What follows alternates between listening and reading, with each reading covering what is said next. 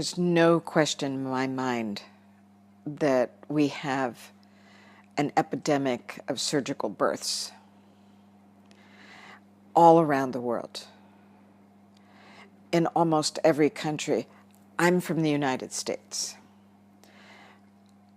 I graduated from my nursing training and began as an obstetric nurse in 1975.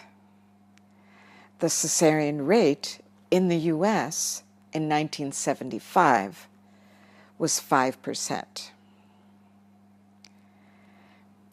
And we are now at 2000, on the verge of 2020.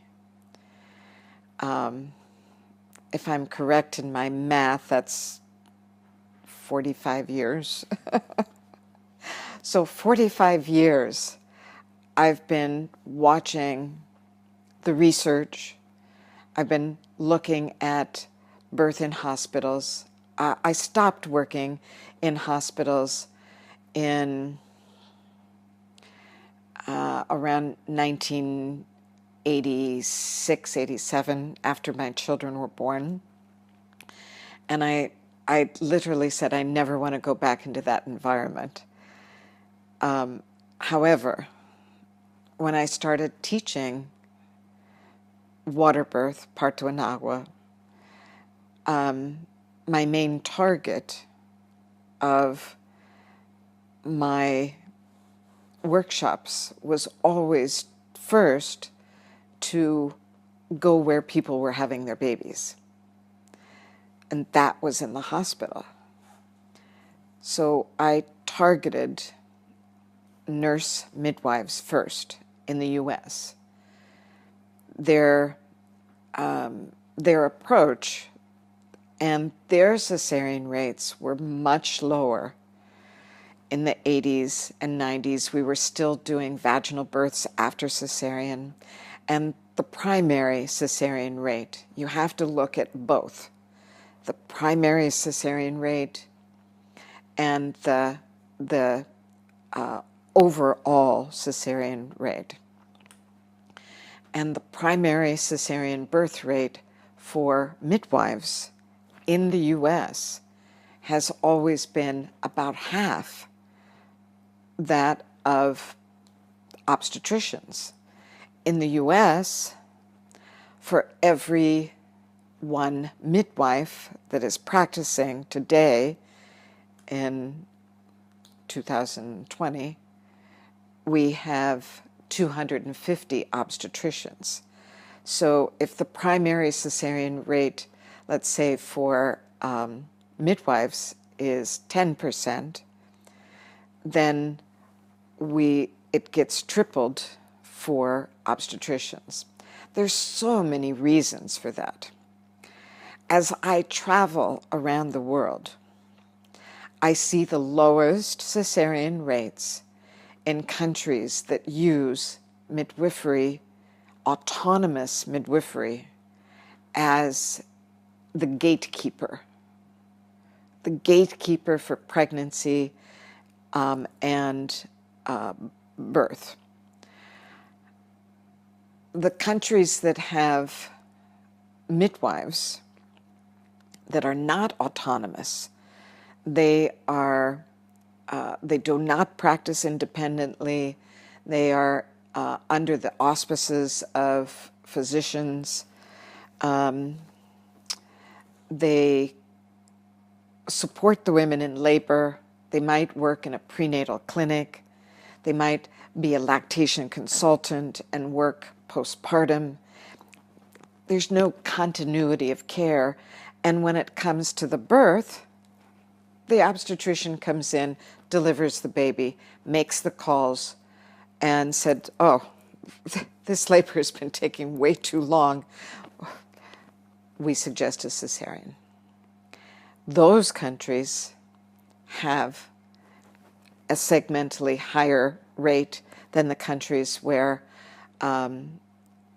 midwives are in autonomous practice. All of Northern Europe, Australia, Japan. The one common denominator for their lower cesarean rates is independent, autonomous midwifery practice.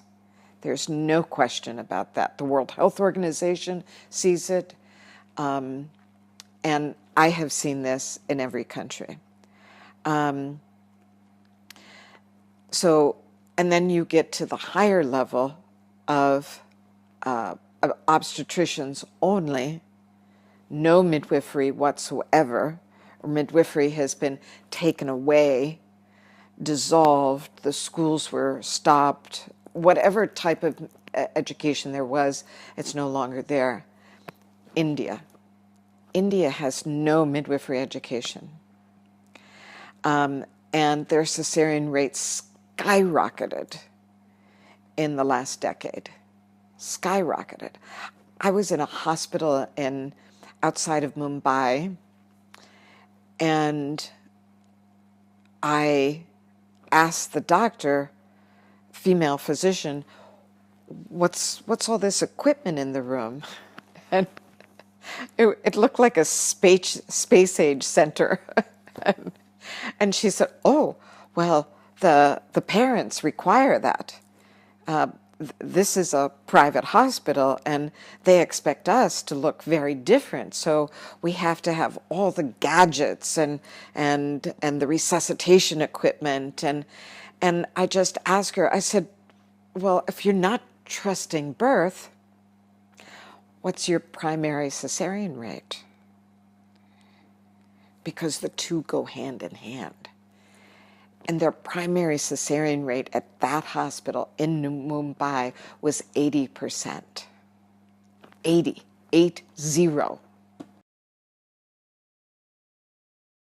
Medical systems all over the world are resistant to change for quite a few reasons. I'm here in Argentina right now, and I look at the system of education. I look how they use midwives who are very well educated to carry out the plan from the doctor's point of view. The resistance to change is both personal and political. The personal reason is fear. Within any medical society, I've seen it in Ecuador, I've seen it in Mexico, I've seen it in the US. Name me a country. I've been in 75 countries. It's the same every place. The people who make waves and say, we must change the way we offer care to women, they often will be judged, lose their licenses, if their cesarean rate isn't high enough. I have friends in the States that were fired from their jobs because they didn't do enough ultrasounds and they didn't do enough cesareans. And they were judged unsafe.